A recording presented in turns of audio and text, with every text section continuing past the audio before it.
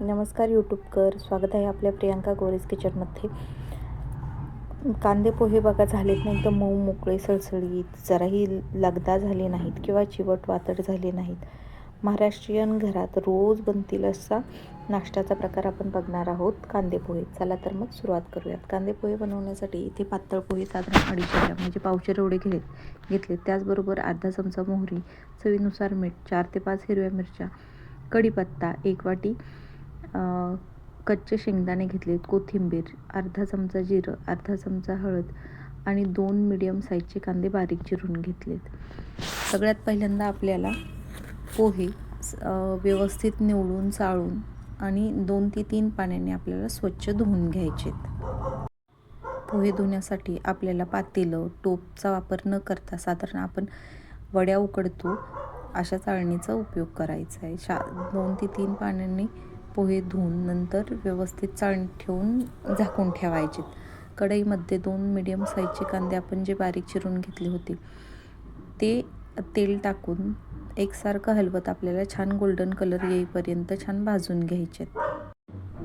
कांद्याचं थोडंसं ओलसरपणा गेला की यामध्ये आपल्याला शेंगदाणे घालायचे, म्हणजे कांद्याबरोबर शेंगदाणेही छान भाजले जातील.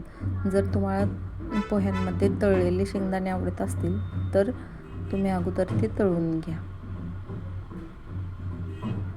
नंतर कांदा आणि शेंगदाणे छान भाजून झाले त्यानंतर आपल्याला हिरवी मिरची यामध्ये टाकून घ्यायची आहे. हिरवी मिरची पण छान अशी भाजून घ्यायची आहे.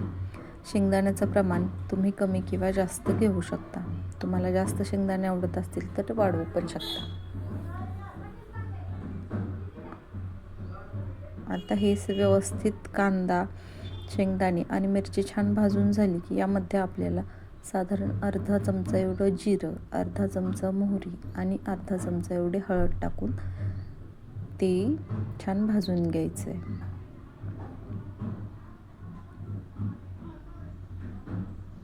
जिरं छान तडकेपर्यंत आपल्याला भाजून घ्यायचं आहे. आपण नेहमीच कांदे पोहे बनवतो, पण पोहे बनवताना चुकतात कुठं तर कांद्याचं प्रमाण घेताना किंवा पोहे भिजवताना. आपण टोपात जर पोहे भिजवले तर ते 100% त्याचा लगदा होणार, हे ठरलेलंच आहे. त्यामुळे पोहे भिजवताना आपल्याला चाळणीचाच वापर करायचा आहे. कढीपत्ता आणि कोथिंबीर टाकून आपल्याला छान हे मिश्रण छान हलवून घ्यायचं आहे. हलवून झाल्यानंतर आपण छान भिजवलेले पोहे यामध्ये टाकायचे. पोहे एकदम मऊ सळसळीत असे भिजलेत, कुठंच त्याचा लगदा झालेला नाही आहे. आणि एकसारखं हलवत आपल्याला पोहे छान परतून घ्यायचेत. हे मिश्रण पोह्याला सगळीकडून चिकटलं की नंतर यामध्ये आपल्याला चवीनुसार मीठ घालायचं आहे.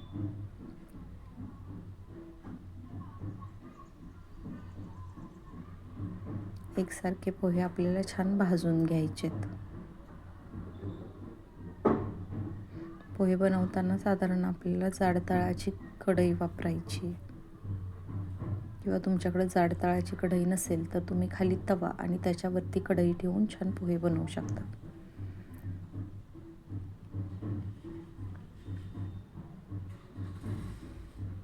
आता छान थोडे पोहे छान भाजून झालेत. यामध्ये आपल्याला चवीनुसार मीठ टाकायचे आणि तुम्हाला जर साखर आवडत असेल तर तुम्ही या स्टेजला साखर टाकायची आहे. साधारणतः 1 चमचा एवढी साखर टाका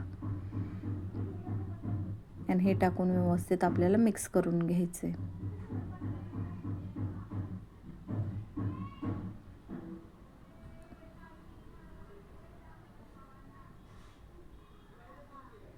अशा प्रकारे आपले पोहे छान असे तयार झालेत. साधारण 1 ते 2 मिनटासाठी वाफ काढण्यासाठी गॅस मीडियम ठेवून झाकणे ठेवून आपल्याला 1-2 मिनटानंतर छान आपले पोहे छान फुललेत आणि सगळ्या मसाल्यांचा किंवा कांद्याचा जो फ्लेवर आहे तो पोह्यांना छान लागला आणि आपले पोहे पण एकदम छान मऊ मोकळे सळसळीत झालेत.